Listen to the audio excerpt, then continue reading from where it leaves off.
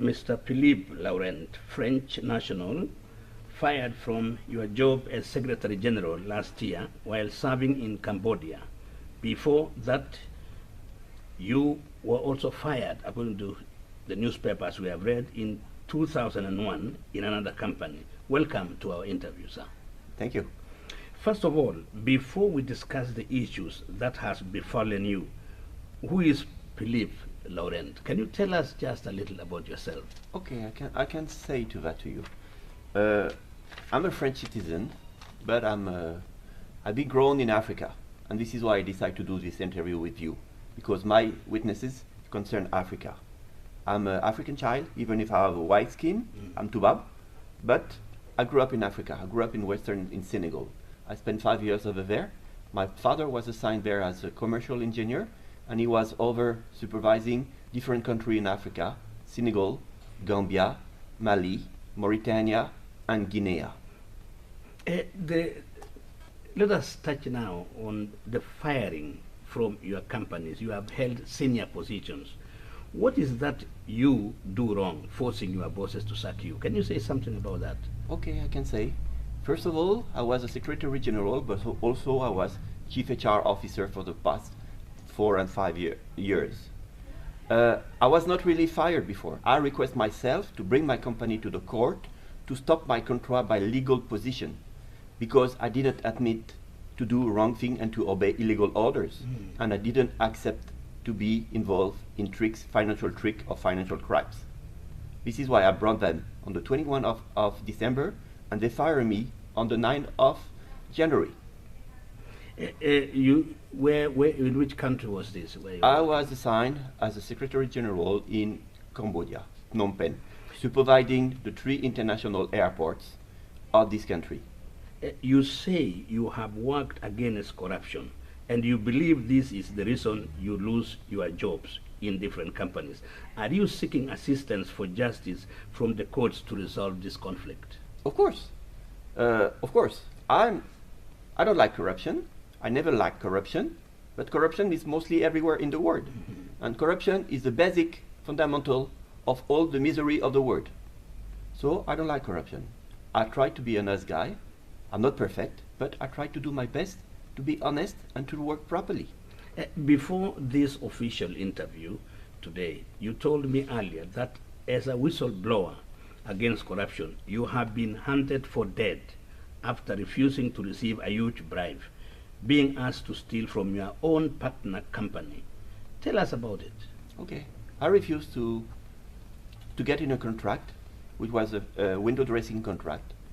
They asked me to sign a contract, MOU, $4.7 million. Then this contract will go straight away for $85 million. So I make my own investigation, because I was not involved in the negotiation of this contract as a legal director. So as a legal director, I must know I cannot sign blindly any contract. So I make some investigation, and I find the contract was not fair. And the only cost of the contract was $35 million instead of 85. So where are going the $50 million? And this is in Cambodia? In Cambodia, yes. Yeah, and the $50 million, where are they going? I just thought wrongly they were going in the pocket of the leaders, which is, I was wrongly. But I just make a joke. I said, why you don't say, has to Mr. President of the Republic, just as a joke? But with the time back, was not really a joke.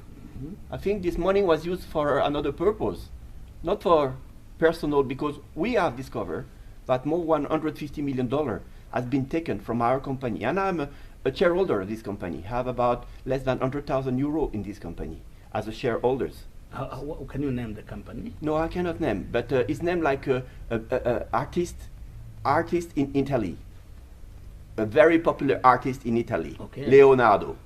Leonardo, can it be Leonardo da Vinci? It looks like. But I will not say, I'm sorry. Your arrival in Norway, escaping from Cambodia, you say your life is in danger because of all these things. The CIA, the French security agency are after you, according to the information that you have. They want to see you dead. Do you really believe in all this? Okay, let's say, very simple thing. When you have a problem, ethical problem, when you are facing a danger, a normal citizen, where you would go? You will go to the embassy or to the police. Yes. But I cannot go in the police because I'm a foreign citizen in Cambodia. So I went to knock to the French embassy and I start to talk my story to the council. Your country. My country, Yes. French embassy in Cambodia. Yes. And I spoke to the council and I said, I'm facing a state problem in front of me. Yes. And the guy looked at me, said, impossible. And then they wanted to put me in a psychiatric hospital on the command of the Ministry of Foreign Affairs, just because I was not whistleblowing at this time, reporting about wrong criminals, white collar activities. And then they have been so rough with me.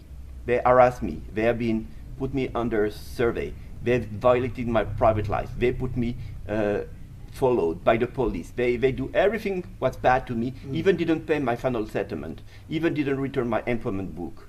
They just blackmailed me during 8 months. Since I faced this situation, I asked protection to the Ministry of Interior in Cambodia, just to protect my life. And then, How long were you there after? I stayed nearly 8 months as a political refugee in Cambodia. And before that, you had worked for how many years? I worked for 4.5 years. Why did you choose Norway all the way from Cambodia? Norway is an easy way to come. Because for me, Norway, if you look to transparency reports, international, Norway is one of the best countries against corruption. It's one of the less corrupted countries in the world. It's an exemplary country about human beings and human rights. Then also, it's also a country of justice, because you have, this is the Nobel Prize place. And what is the best way? And also, one thing, Norway is the land of Madame Eva Joly. And Madame You are talking about Eva Joly. Eva Joly, yes. And Eva Joly is the one who gave me the strength to be an attorney and to serve for justice in my country for 5 years as a labor law attorney. You are an attorney. I was. You were an attorney yourself. I was. In your country. I worked for 6 years for Ministry of Justice. You say the Norwegian immigration at the airport, when you arrived, received you very well and directed you to report to the police and apply for asylum. But before this interview, you also mentioned to me that you do not want to simply apply for asylum. What do you want to happen? Okay, let's say, have a very welcome in the airport. The immigration officer were very smart and the people very friendly with me. They have been very nice people. And I get my roadmap about what to do in Norway. Yes. The roadmap was very easy. First of all, you go and report to the central police. Then Ministry of Interior. Then you will see about immigration. And then you will see if you need to apply for asylum. But it sounds good when I arrived. But the next day things change. When I start calling to the police, nobody wants to hear me. Then I show myself in my case to the central police, and they say, we cannot take even your claim. Nobody wants to hear you. Why do you think so? I don't know. It looks like very strange to me. And say, write us, like in France. Write us, and then we'll maybe answer to you or not. Can you mention, when did you arrive? I arrived on the 10th of Wednesday, the 10th of July. July. And the 11th, I show myself to the police. The 11th of July. Yes. Did you come straight from Cambodia? No. I stop over in Bangkok. Then I change my flight to stop over in Switzerland. Okay. And then move from Switzerland to Norway. If Norway was to grant you asylum, that is, if they believe your story that CIA, the French intelligence agency are out after your life, okay, what do you plan to do with your family and their safety wherever they are? Because I believe they are at home in France. Let's say, when I knock to my embassy, I see I cannot be heard and people want to put me in a psychiatric hospital. And I'm not crazy. I'm just a witness who speak true. Then, they want to silence you. They want to put me silent, close up my mouth. Then I went to knock to the FBI, US Embassy in Phnom Penh. Yes. And then FBI, why? It's police, international police. Yes. And the US Embassy in Phnom Penh is really wide, very large.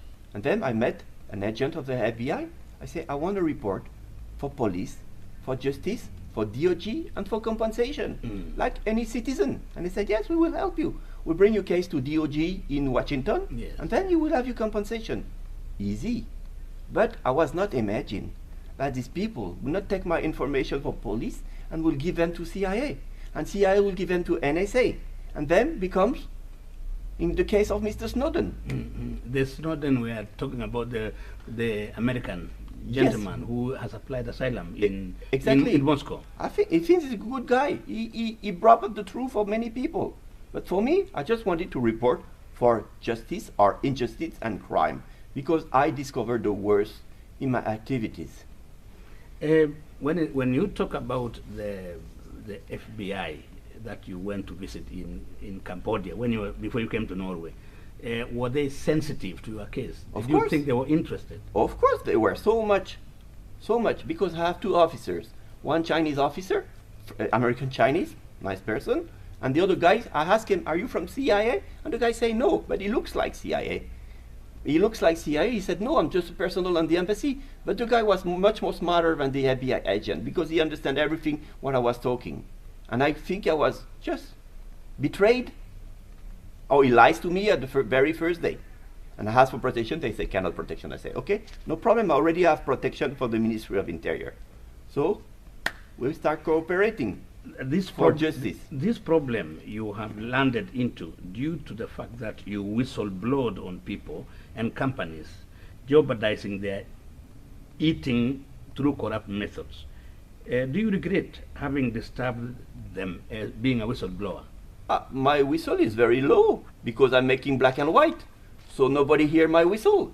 They just have to read my papers, and my papers are stronger than the whistle because words go in the air and black and white stay in the end for justice. Remember, I'm an attorney, so justice needs to be proved, and black and white is necessary to make a file in justice. Speaking is word, then you have to make proofs. When you write, you put your name. It's much more stronger than a word. Now that you say you let us look at the other side of the coin. You say you hate corruption practices. I want to give you that doubt and agree with you. And then you whistleblow. Let us turn the other side of the coin. Could Yes. it be that you wanted to get money out of the company, and after failing, then you want to punish this process? No, because there are many deals to do things, where you have, when you quit a company, you can make a deal. Okay, you can make a deal. And they offer me a lot of money. They offer me 150,000 euro. Your company? My company, through the first counselor of the French embassy. 150,000 euro to close my mouth and to put everything on fire. Could you pick crimes on fire when you witness them? No. I could have taken 150,000 euro cash and closed my mind and run away. But I said no. No way. I say no way becomes no way. In our first contact through SMS that you sent to African Press International, you claimed to have a link with the now famous and wanted US citizen Edward Snowden. Is this real, or you are trying to ride on his newfound fame? No, I don't mind Mr. Snowden. I think for me it's a good guy. He brought up to the world all the lights, hidden lights about intelligence. But everybody knows that we are making intelligence all over the world. And in our country, we do so. No, I don't want to claim to Mr. Snowden. Mr. Snowden has his story and I have mine. But I'm sure we link together. Okay? If you link together, why did you not go to Moscow? Why did you choose Norway? You said earlier, okay, human rights in Norway and so on and so forth. Не рипаю мою по-русски. Нет, comrade. So I don't speak Russian. I don't speak Russian. This is why my English is much better, my German is much better, my Spanish is much better, but нет, comrade, не рипаю мою по-русски. Can you say something? Because you also mentioned something in the first SMS to us, that you have knowledge about the murder of Shane Todd in Singapore. Oh, this is a really bad story. Are you able to say something about it? Yes, this is a really bad story. I met Shane Todd more than 2 years ago in Singapore. Yes. He came to my friends to buy some furniture, and he was a very friendly engineer. I met him when he arrived in Singapore. He was an engineer to UA, and he has a Filipina girlfriend. And this guy is from Montana. He's a doctor on cyber electronics, and we have a good contact. We were talking together. He brought some friend to my company, to my friends, and then we were discussing. And then when I heard he was murdered, I just questioned myself how, because looks like not credible.